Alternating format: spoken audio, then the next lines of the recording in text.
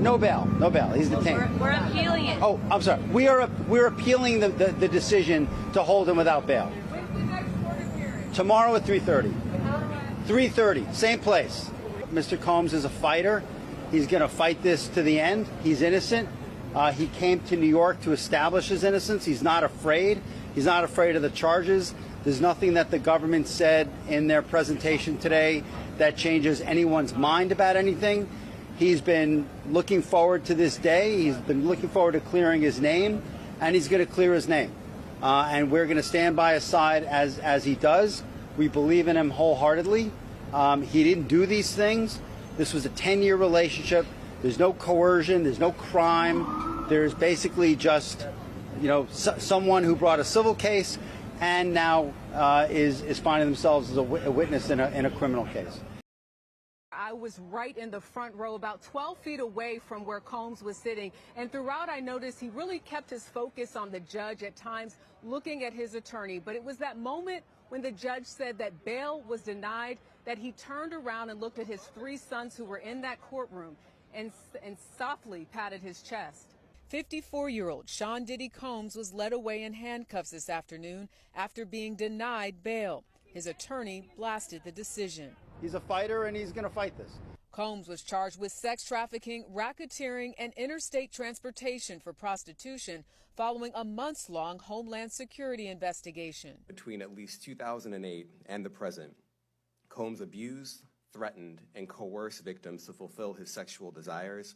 Prosecutors allege that Combs used his business empire to force women to engage in sexual acts with professional sex workers at events. So back in court in New York today, Sean Diddy Combs, a judge denying bail again in his sex trafficking case. Chloe Melas is with us. Chloe, a major blow to the music mogul. It is. That's right, Lester. This is now the second time that Sean Combs has been denied bail in his federal sex trafficking case. In court, prosecutors arguing that Combs is a danger to the community, and they said that they feared Combs would intimidate witnesses if released on bail. Now, Combs' attorneys argued today that the Brooklyn jail where he is being held, which once housed Michael Cohen and Ghislaine Maxwell, had horrific conditions that were not appropriate for a pretrial detention. But tonight, the judge was not persuaded, and now Combs will remain behind bars until trial, which is likely not to begin for at least a year. And if convicted, he faces a maximum sentence of life behind bars.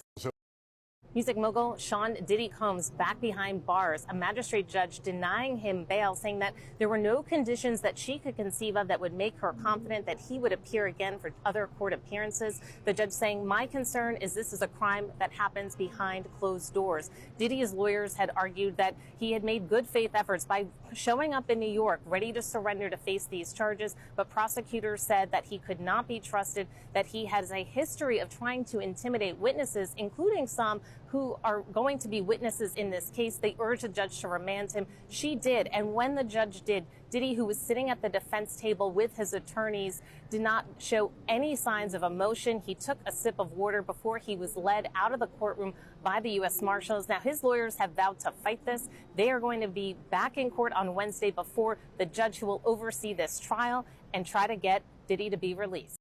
This man put up a $50 million bond. $50 million bond. And the judge still said, you're denied. Do not pass go. Do not collect $200. You're going to jail. You're finna be in chains. Out of all the news today, I think I'm still stuck on this $50 million bond, because if you look at the fact that in California, the average bail amount for murder is $2 million and your bond amount is 10% of that, right? So that's $200,000. And you can pay your bond by putting up your house, putting up your assets, whatever the case may be. But this man paid off an $18 million home. And the judge still said, nah, you gonna sit in jail. I've talked about this before, but I'm gonna say it again. I don't care what you have. I don't care what your life looks like. I don't give a fuck what other people have. I really don't. Because what did you do to get it? How did you end up in the position that you're in? Because the fact of the matter is, if you did something dirty to get where you are, you will have to pay the debt of your transgressions. You will have to pay it in full. It might not be on this side. It might be on the other side. But you will never escape the return on the investment that you made to get where you are. And the return on your investment might be jail. I'm just so shook. Like, you put up a $50 million bond and they said, nah, that ain't gonna work.